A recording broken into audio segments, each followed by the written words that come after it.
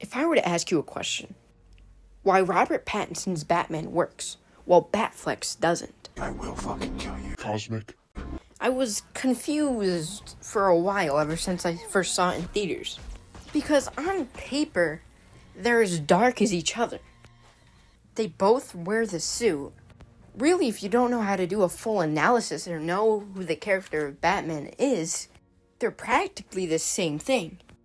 But if you're like me and you're a huge fucking nerd, you can see the most clear differences. And to understand those, it comes down to one thing. And no, I'm not going to be one of those people who are like, oh, Batfleck kills and that's the difference.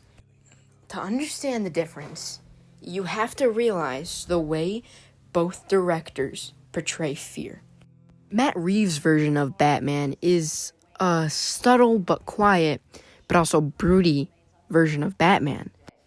This whole movie, deep down, is just about the way fear is utilized, especially the first half.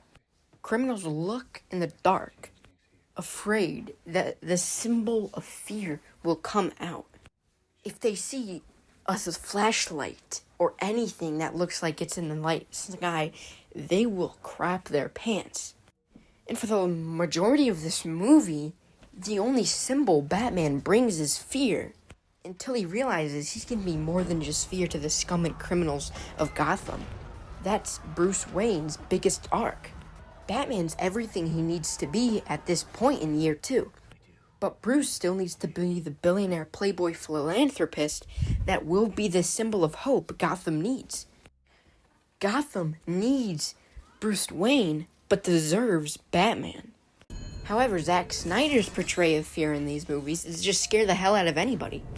Like this scene with Barry. He knows Barry's a nice, genuine kid. He doesn't know what powers Barry has. He doesn't know he's fast. All he knows, he can generate lightning.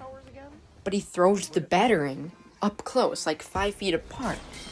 And I truly believe the only reason Batman is in these films is to look cool while fighting and killing criminals. Mistake, I will fucking kill you. Now, make no mistake, I'm not going to be one of those guys who only talks about him killing people, which is, I can make a whole video about it, but I'm just going to talk about it here. What makes Batman different? What makes him such an interesting character? Obviously, it's because his struggles and internal struggles.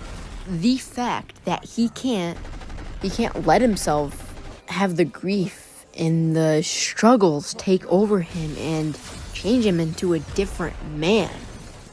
And no matter what happens, he will never kill, no matter what. But when he's slicing and dicing and killing people all day long, it makes him turn into the rest of the heroes, like Wonder Woman or even Aquaman or Superman. But when he made the vow to never kill, he knew that if he killed, he would be just like everyone else. But the fact that he kills in these movies is outright disrespectful to the character.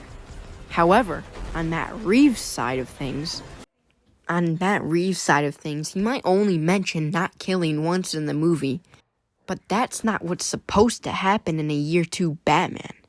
We already seen what happened. We know why Batman doesn't kill, but we still have to know he doesn't. So his subtle movements and the way he tries to not fight people no matter what in these films tell us what kind of Batman he is. And that this isn't a Christian Bale Batman Begins remastered. This is mainly about the fear. And that's why the Batman works. And Zack Snyder doesn't.